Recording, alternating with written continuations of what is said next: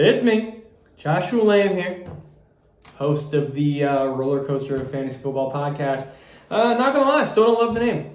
I've been saying it over and over again. I'm fucking throughout the day. I'm just kind of throwing out that name just in random sentences and incorporating into conversations. Anything that can happen that is possibly a roller coaster, I throw it in there. You know what I mean? I'm in the grocery store looking for produce. I'm trying to find the strawberries. Next thing I know, I turn up on some onions. It's a roller coaster out there, baby. It's a roller coaster. So, bottom line is, don't love the name, but I'm going to be honest with you. I love my week. I love the week that I had. And I'll tell you why. Motherfucker, I'm going to tell you why. I'm going to tell you why after I sip on this luscious, delicious, scrumptious Java. Oh, that's just some good stuff. It's just good stuff. It's just injecting delicious vibes into my veins. I mean, you're lucky that I'm not rocking 4K right now because these veins, baby, would be popping right out the skin. So, let's get into it, man. Let's get into it because, honestly, coming off of last week, it couldn't have gone much worse. It couldn't have gone much worse. It couldn't have gone much worse. It couldn't. I mean, listen, I could break out in song all day long. Song all day long while I sing along to these songs. Listen, I'm not gonna get off track here, but listen, I could be an artist. I really could. They call me the old Walmart version of Justin Bieber. That's what they call me. Got the voice of an angel. So listen, going back to last week, it was a mess. Couldn't win, and it wasn't that I just wasn't winning. It was I was losing while I was losing pieces. You know what I mean? It's okay to lose when you have all your guys and they underperform. But when you lose because of outside problems and issues and things that are out of your fucking control, because all I can do is set a lineup. That's all these fucking fingers can do. Look at these fucking things. They're made of gold. Everything I touch, made of gold, usually, until I touch this fantasy football shit, and it turns into shit. Brown, crusty shit. All right, that was a little much, I'm sorry. But let's get into it. Last week, I was losing while losing other things of lost frustrations and people and things of that nature. Couldn't put up points, and it was because people were getting hurt. Out of my control, like I said. Coming into this week, I started doubting what my team was really capable of doing. I'm looking around the league. I'm seeing other roster constructions. I'm seeing what their depth is looking like, where they have to pivot if something goes wrong. And then I'm going back to my squad. And honestly, I don't know where I stack up. Because my depth has been so depleted. Because listen, when I'm going out for these stars that I end up losing later on, I'm not just getting them for free. I'm trading pieces that I could have used at some other point. But I held so much value in these other guys that I ended up trading multiple pieces to get them. So after I trade for these guys, my depth goes out the fucking window. Open that window and get out. Because I don't got it anymore. The depth's gone. So when I start losing those guys, there's not much places to pivot because waivers are so slim. 10-man leagues are much better than the 12-man leagues when it comes to waivers, but you're still not getting much. I mean, how do you want me to replace a guy who can very easily go over 20 points any given moment, any given week, with a guy who can pop off for a 10-piece every once in a while? I mean, it's just a mess. So with that being said, I come into this week, and I'm just hoping my guys perform. And while performing, they stay healthy. So going into this week, in my 10-team league, I'm going against my good buddy, the Gettleman's Ghost. Gettleman's Ghost. I never really understood this name, Adam. Not going to lie to you. I never really understood it. I actually hate it. The name, I can't stand it. I hate it. That's why I wanted to win this week so bad, just to show you how much I hate this name. I hate it. So, Adam Lamont, great guy. Pretty solid GM. He's always in the mix. Right now, he was going into this week. He was 5-2. I was coming into the week 4-3. I wanted to even score. I'm so sick of people having a better record than me just because of injuries. Let me show my dominance. Going into the week, let me tell you what he has. Joey Burrow, stud. Jonathan Taylor, stud. Eno Benjamin, Adam Thielen, Deontay Johnson. I had him. Let's go to Mark Andrews, star, Darrell Henderson. So I felt solid about this week. I mean, he has some guys on the bench that he's lost some guys too. I mean, he has Melvin Gordon, who's been shit. Jamal Williams has been shit. He lost Marquise Brown. I mean, he's had some injuries that were out of his control. He has Keenan Allen that has been non-existent for the past, 7 weeks? Ooh, yeah, this Java. So going into this week, I felt solid, man. I felt really, really solid. Looking at my lineup, I didn't really know where to go with, because not only did I lose all those guys last week, there was question marks around the guys that I lost. So I didn't know if they were going to play, if they were going to play, what kind of snaps they were going to get, what kind of usage they were going to get. And that's almost worse than you just saying that they're out, because next thing you know, you put all your faith and your love and your care into one guy to perform, and then they don't. So you just don't know. So looking at it, I got DK Metcalf. Guy just gets carted off of the field last week. Carted off of the field. What am I supposed to do when the man can't even get off the field by himself? Why am I supposed to think, next week in a 7-day period, this bitch is going to be ready to rock? It's just, I can't see it. I couldn't unsee it. So I decided, you know what? I'm going to go somebody else other than DK Metcalf. I'm going to leave him on my bench, because I did see that he was active. But at the same time, I could see it being more of like a decoy situation. He goes out there, he runs a couple fly routes, maybe a couple screens, allow the defense to respect the offense that they're running. And that was my thought process. I was like, you know what? I'm going to put Metcalf on the bench, because I can't take a dud. I can't take a dud this week. I can't do it. I've been very low on production from some of my stars, including DK. Let's give somebody else a shot. So I went ahead and I picked up Wan'Dale Robinson from the Giants. We'll get into that. Let's just say I didn't make the right choice. So with that being said, looking at the lineup, Christian McCaffrey was a good play. He was a good play. So Jalen Hurts gets me 28. Had a great game. Him and A.J. Brown. Shout out to fucking Matthew Taft with A.J. Brown over there. I'm going to get him. I'm going to get that motherfucker. So with that being said, Jalen Hurts, Stallion, 28. Leonard Fournette got me some good points with 15. CeeDee Lamb got me 19. Gabe Davis didn't do much, but that was also because DK Metcalf was out. And as well as, and Cordero Patterson's supposed to be coming back this week. So I had to make a couple different changes. Gabe Davis gives me 5.5. David Njoku was out this week as well because of an ankle from last week. Another shit show. So I had to pivot to Mike Gesicki. Ends up getting me 3 receptions, 38 yards, but a touchdown. Come on, baby. Give it up for your boy. So with that being said, gets me 13. Happy with that production. And then it brings me to Wan'Dale Robinson. Brings me to Wan'Dale Robinson, who has had a ton of hype about what's he going to be in this Giants offense. And he's had pretty good usage. I mean, he hasn't been playing a ton of snaps, but really they don't really have many people over there. So I'm like, you know what? Let's throw him in. I think it could be a decent high-scoring game against the Seattle Seahawks. Potentially, I mean, I don't know, man. It was kind of a shit show. They ended up losing 13-27. Wan'Dale Robinson only gets me 2 receptions. 2 receptions, 15 yards, 3.5 points. When I have DK Metcalf sitting on the bench with 6 receptions, 55 yards, and a touchdown. So, I mean, you win some, you lose some, because like I said before, fantasy football is all about the what-ifs. What if DK Metcalf went out there as a decoy and he ran 7 routes and got me 0 points? I would have been loving that 3.5 from Wan'Dale Robinson.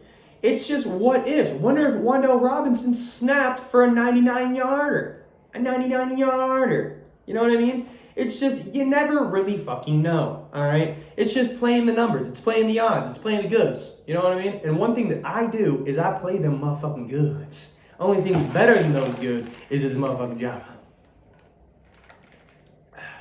So, that being said, looking at some of my other guys, some of my other stars, not going to lie to you.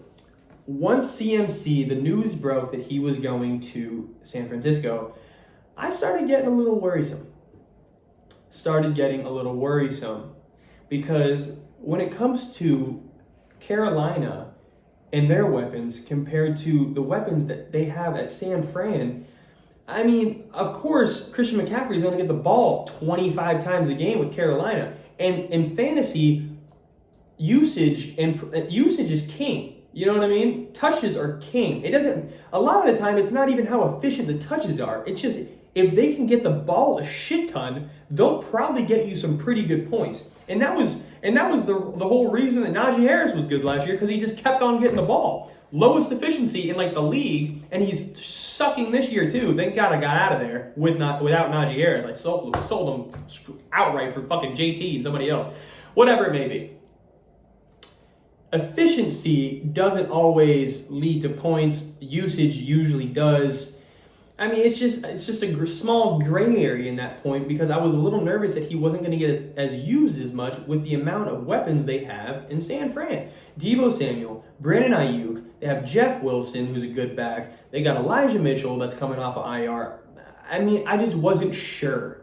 George Kittle, I mean, they have guys over there, man. They have guys over there. Yes, it may have helped that Deebo Samuel was out with like a groin or something like that. But we got our first taste, our first full taste. Let's not even call it a taste. Let's call it a full meal. Because you're not going to call 40.26 a taste. Bitch, that is a steak dinner. Glass of wine on the side. Something scrumptious to dip it in. Maybe a little A1 sauce or something like that. What I'm saying is, you got a full load of Christian McCaffrey and what he can do in an offense such as San Fran. Everybody knows that running backs in San Fran usually flourish. The play calling, the personnel that they use, the O-line that they have, I mean, they're built, usually they're plug and play with any running back that they have. And you look at like how Elijah Mitchell was used last year and Jeff Wilson was used for the first couple weeks of this year, you knew that running backs are usually going to play well in this offense. It's just, when are they going to get a running back of star status to really see what they can do? And that's what we got with Christian McCaffrey this week. Because with 94 yards rushing, 55 yards passing, 34 yards through the air, bitch threw a touchdown pass, ran in a touchdown, and then caught a touchdown for 40 points. He had 3 tutties, passing, rushing, receiving. The son of a bitch can do it all. So, yes, I was a little nervous. Now I'm not. Can you see it on my face? Can you see how relaxed I am? Look at these shoulders. These bitches are loosey-goosey on these motherfuckers. Give me this job. That's all I can say about Christian McCaffrey. I'm very happy about that production. Hopefully he can carry this long term. Hopefully this is something that they utilize and continuously do. Maybe if he can give me 40 points a week, who am I to say no? Who am I to say no? I would accept it with open arms. Look at these arms. Come into these arms, Christian McCaffrey. Come into these arms. And you know what? Let me come into your arms and you carry me to a championship. How's that sound? Huh? I think that works for the both of us. So, with all of that happening and me having one of the best quarterbacks of the week at 28.4 and then a Christian McCaffrey with 40 points, I mean, let's just be real here. I won this week 144.06. Let's not forget that 0.06 because those point whatevers come in handy. And I'll tell you why in just a momento. Okay? 144.06 to 81.08. Okay? It was an absolute slashing of the old Gettleman's ghosts. I took that ghost of the Gettlemans, whoever Gettleman is. I still don't know who that is. I just don't understand the name. Adam, change the name before I come over there to Texas and really put the smackdown on you. So I took that Gettleman's ghost and I just took that ghost out, put him in a headlock, and I made him another motherfucking ghost again. All right, he's a double ghost, double-sided ghost. I mean, I killed the ghost. Does that mean that he's back to life? I don't know how that all works. Bottom line is, I smacked that ass.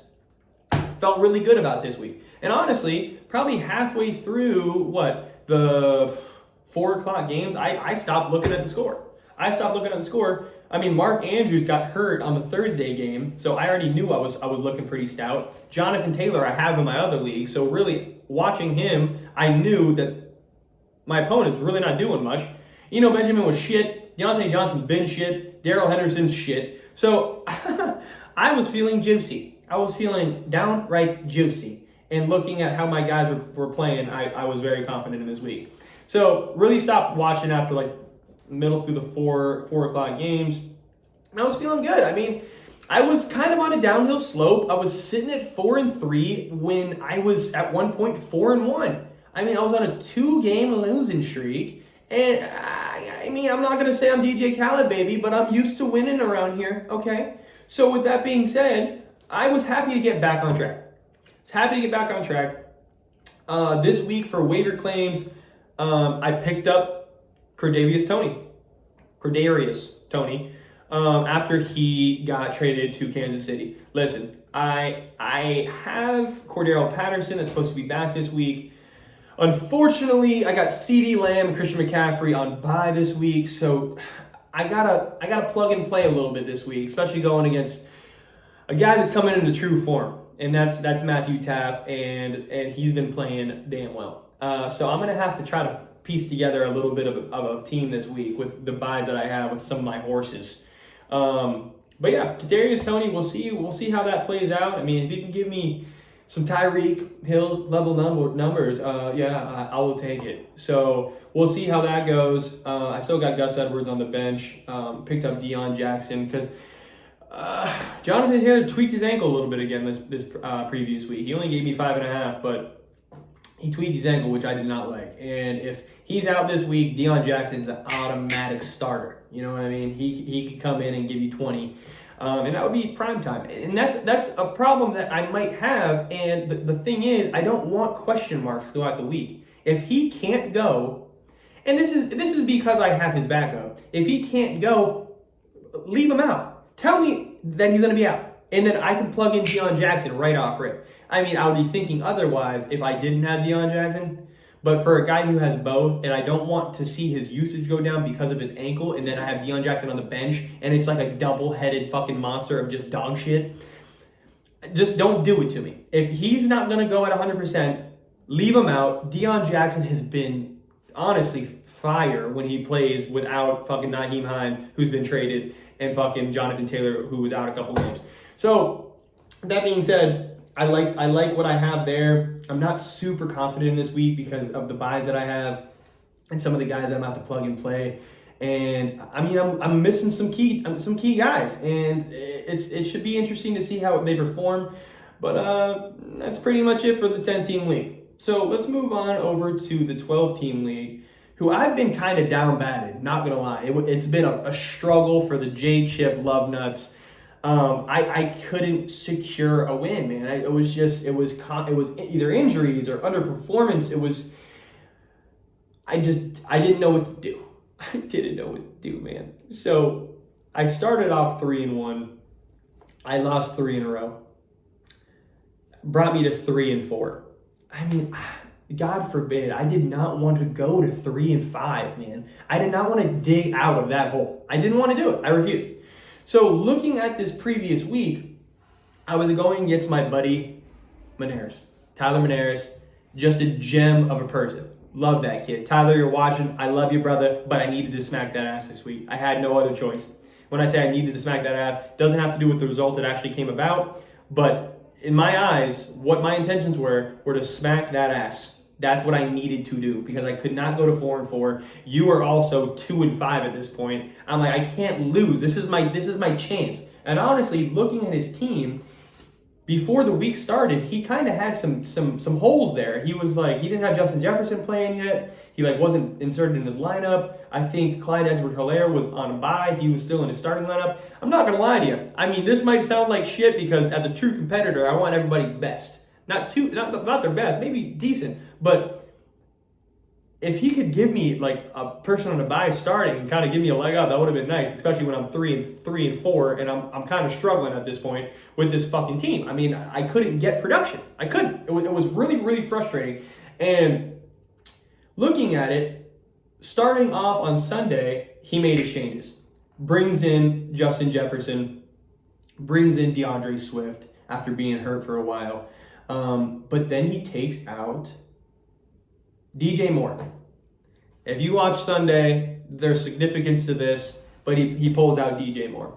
So watching these games for this 12-team league, I'm already pretty settled in the 10-team league. I'm feeling good. But watching the way his team was performing early was really pissing me off. It was pissing me off because when you're watching, he was projected like 103 points. Hate to say it, Tyler. That's not a lot of points. I love you, but that's just not a lot of points. I'm feeling really good about that. I was projected like 120 something. He was projected like 103, like to start the week. Next thing you know, comes out, Justin Jefferson has a quick like 7 points off rip. Christian Kirk has like a quick 5 off rip. Dallas Goddard or whatever has like a quick 6 off rip. Jalen Waddle has a great game again, has like 15 off rip. And next thing you know, he jumps up to like 145 points projected. Like, bitch, that's 40 fucking points over your... That's 40 points over your projected. Projected. Not projecting, projected. That's 40 points that you shouldn't have had. I know projections are bullshit because, trust me, you can't hang up on them because they change.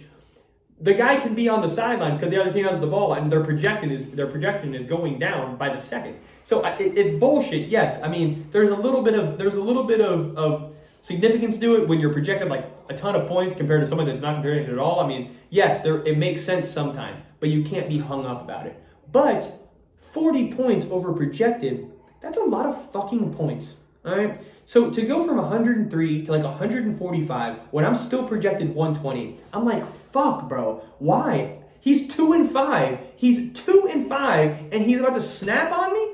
Snap on me. So looking at it, Dak Prescott starts snapping immediately against Chicago. He has like 15 points in like the first quarter or some shit like that. And I'm like, oh my fuck, bro. What am I supposed to do about this, right? And you know what I did?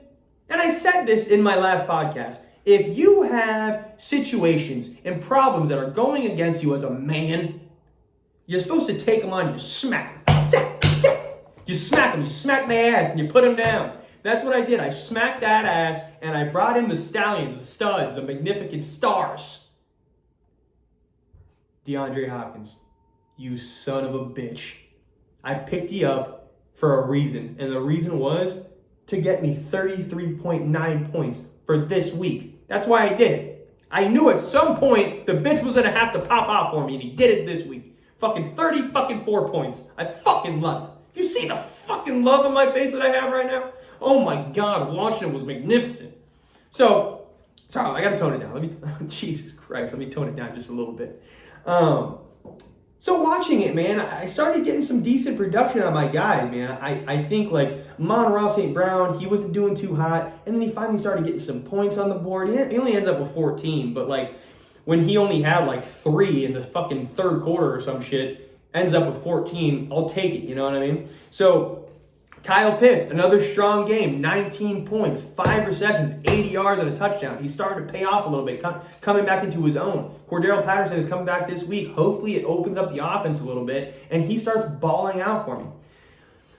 Then you look at Geno Smith later on, Dameon Pierce, Jonathan Taylor, Michael Pittman. So this is where it started getting a little fishy, because at one point in the week for this week, after I solidified the win in my 10-team league, I started like really questioning if I could pull this W out, because Jalen Waddle ends up with 30.6.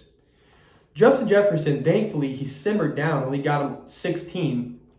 Prescott was up so much that he didn't really have to throw the ball much after like the second half. So he kind of just rallied around that 25-point like region instead of like snapping for 40, which he could have easily done if they kept on pushing the pace and trying to score points. And their defense also came up big, which was nice for my sake. But the way things were panning out, Prescott, 3 total touchdowns, 1 rushing. That's 6 points, fat off rip that he scored on me. And then I look at DeAndre Swift. He only had 6 yards on the ground, but he had a receiving touchdown that brought him up to 14.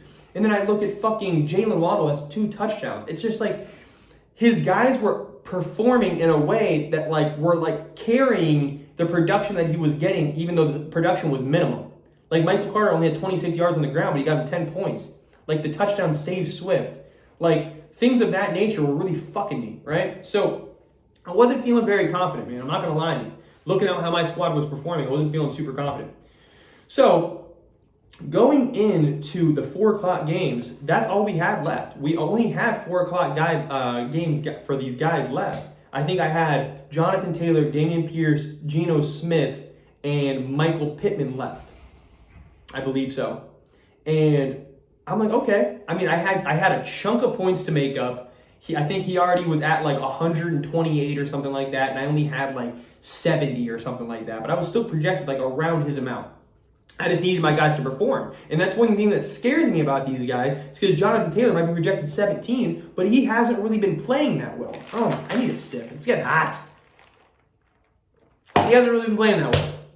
Dameon Pierce, he's always projected like 17. The Texans' offense is terrible. I don't know why he's projected so much all the time. Yes, he's a good back, but like for you to get those kind of points, either you just snap on the ground with like rushing yards or like a ton of receptions or whatever, or a touchdown. But if the Texans aren't scoring a lot of touchdowns, how are you always projected 17 points?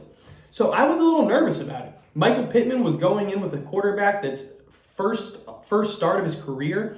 I was feeling a little anxious. I don't feel anxious normally, but this time I was a little anxious. Let's say nervous. I'm never anxious, you know what I mean? So, looking at it, watching how it was panning out, Dameon Pierce wasn't giving me shit early on. Jonathan Taylor wasn't giving me shit early on. Michael Pittman wasn't giving me shit early on. Geno Smith, he had like a touchdown pretty quick. He started off pretty hot, but then he kind of simmered out. I'm looking at the projected line with like all my guys with 1 quarter left to play.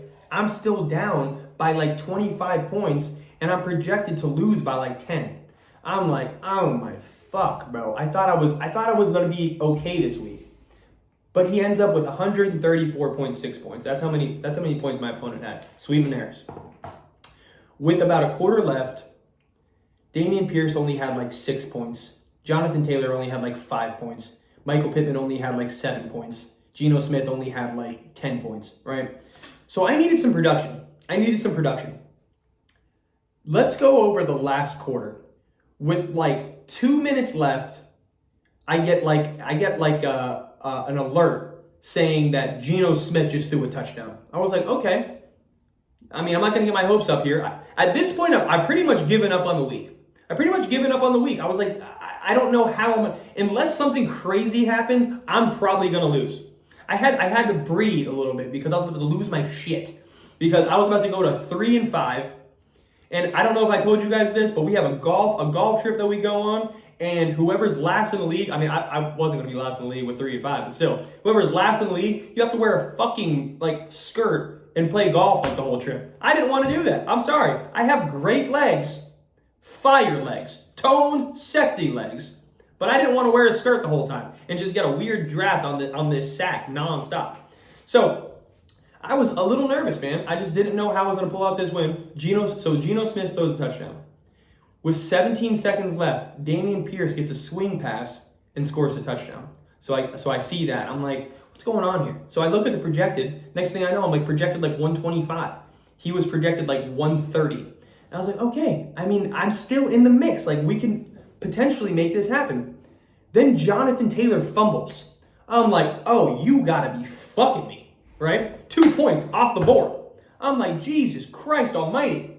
Next thing you know, Menares goes for, I think Goddard gets like another catch or something like that. I don't even know what happens. He ends up jumping up to 134.6. He had Gano. And he got like a field goal or something like that. So I started getting nervous. I'm like, I can't have Gano score any more points for the Giants, the kicker. And I need Geno Smith to do something else. I need Jonathan Taylor to do something. I need Michael Pittman to do something, whatever. Geno Smith ends up throwing another touchdown. I'm like, oh my God, I could potentially win this fucking week. So, looking at it, I needed Michael Pittman to get some more points. I needed Geno Smith to get some more points to end up winning this week. So I have like 130 points, right? Like 129 or 128, one of those two. Looking at the way the Colts game was panning out, Washington just scored a touchdown. They were down by 1. The Colts were down by 1 after scoring a touchdown. They had the ball with 20 seconds left. I was like, I need Michael Pittman or Jonathan Taylor to get a chunk play to give me some fucking points on the board right here. Next thing you know, Michael Pittman for like 10 yards on a little catch. That's 2 points. So next thing I know, I got 2 more points on the board. I'm up to like 131 or something like that. Next thing I know, I see Geno Smith with a 20-yard run gets me another 2 points. I'm up to like 133. The last play of the game for the Colts, the new rookie quarterback is scrambling, trying to find somebody open. They're fucking down by 1 with a fucking like 60 yards to go. He is about to get sacked, and he flips that bitch up. He flips it up, just in the air for the grabs, for the taking. Michael Pittman scurries on over there and fucking skip, falls down for like 5 yards, gets me another 1.5. Your boy won 134.88 to 134.6.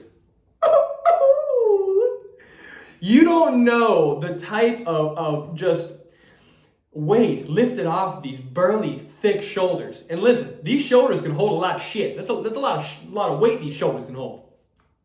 But bitch, when that happened and I saw me take the dub by 0.28 points, I lost my fucking marbles. It felt good, man. It felt good to go 0-4 the past 2 weeks and come back and watch UCF beat Cincinnati, go Knights, and then I see both of my fucking leagues pull out the dub. I mean, that's a 3-0 week, boys and gals. Not my grandmother, though. My grandmother better not be on this motherfucking thing. If you are, Grammy, Nana, get the hell out of here. You know how it goes. No, I'm kidding. Don't leave. No, leave. So with that being said, guys, that was pretty much how my week went. If I'm looking at this next week, I'm going against, who am I going against? I'm going against the Rugged Tugs, who is Stevie Noise, man. That's a good man right there. He was the one who actually traded me Breece Hall. Really fucked me on that one. But I did trade him Michael Thomas, so I fucked him as well. So with looking at that, I picked up Kadarius Toney in this league as well. I got Romeo Dobbs back on the squad after a pretty solid week. Hopefully he can do something. And I also got Deion Jackson. So looking at it, don't really have much buys. I'm going to be rocking Geno Smith, Damian Pierce, Jonathan Taylor, Amon-Ra St. Brown, DeAndre Hopkins. Please stay hot for your boy. Kyle Pitts and Michael Pittman in the flex. We'll see how it goes, man. We'll see how it goes. I'm really starting to feel that I can piece together some scrappy wins with the guys that I have. Hopefully some of these waiver pickups can pan out. And that's just really how it goes, man. I mean, fantasy, it's a fun time. But, I mean, Jesus Christ, I'm stressed all the time, nonstop, about fantasy fucking football. So it's not ideal. It's not something that I like to be stressed out about. But at the same time, fuck. It has me by the balls. Picture my nuts in this hand, and in this hand being fantasy, and fantasy just squeezing these nuts till they're fucking popping out the sides. Got no more nuts. I mean, it's a damn shame, you know? But what are you going to do? I love it. It loves me sometimes. Sometimes it hates me. Most of the time it hates me. But that's about it. That's going to be the week 8 recap. And yeah, so much love to everybody around here, man. If you're listening, vibing with your boy. Like I said, it's not your grandmother's fantasy football podcast, but we're going to have some fun doing it. So much love to everybody. I will see you next week, and fucking let's kick some ass this week, boys and gals. Love you.